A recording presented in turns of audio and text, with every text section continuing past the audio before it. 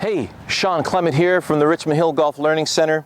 And this segment here, this particular video, is to help you guys achieve even more distance with less effort and to help you understand a certain aspect of the golf swing. When you're watching golf on TV and like the latest issue in Golf Digest, we got Hunter Mahan's spread with Sean Foley, who is his coach, and they're talking about how, you know, he says we're trying to compress that left foot into the ground to have something solid to unwind around. This is phenomenal. So that particular article is fantastic. I want you to read on it. Now, and he talks about that left leg extending through impact. Now, this particular aspect of the swing is very important to feel, all right? I don't want you trying to mechanically extend and jump out of your swing. You need to feel why you're doing this. And this is the elusive thing that a major player and some teachers are having a hard time describing and communicating. So here's the first analogy. Imagine you're standing on a swing.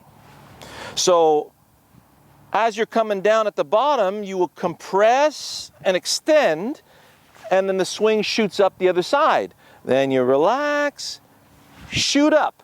So if any of you have been standing on a swing before as a kid, you know exactly what I'm talking about and how you're using this squatting action and this extending action to turbo boost the centrifugal force of the swing.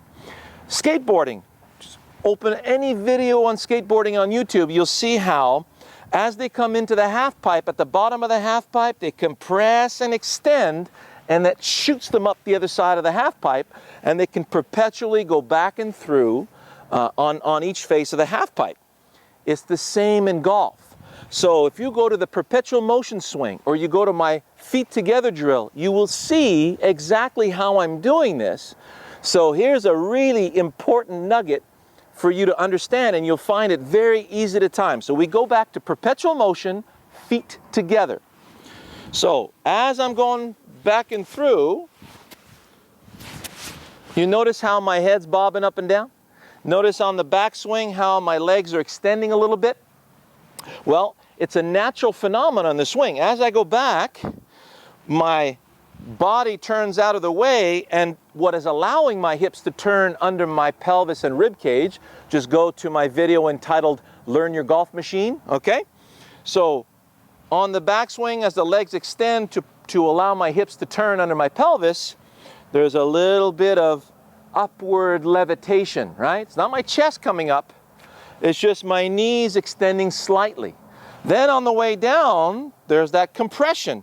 So on the way down, my butt and knees counterbalance my arms coming forward. So you notice from this position here, I can't fall this way, so I'm anticipating that thrust of centrifugal force with my arm club unit. And then as my hips clear on the other side, my legs come back up, and that's where you get that turbo boost of energy. So for all of you who've been struggling with the feet together drill, because you've been doing it like this, and you're trying to keep your knees flexed and you're trying to keep your head down, that's not going to work one bit.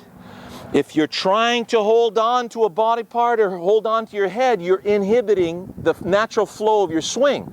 So turn it loose. Let it get up. Boom. Up. Boom. Now I can really feel that turbo boost of energy. So I go to the ball, toss it back, and now there's a 7-iron. The ball's still in the air. It's landing right about now, and I just hit that 7-iron 175 yards. Really, okay?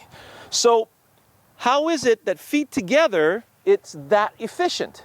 Because of this up and down motion. Now go to YouTube and check out floating arm trebuchet or a floating arm catapult.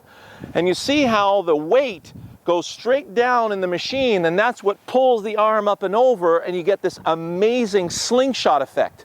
Well, there's one of the principles of physics to add to that centrifugal force. So now when I go feet apart, into the backswing, see how the right leg extends?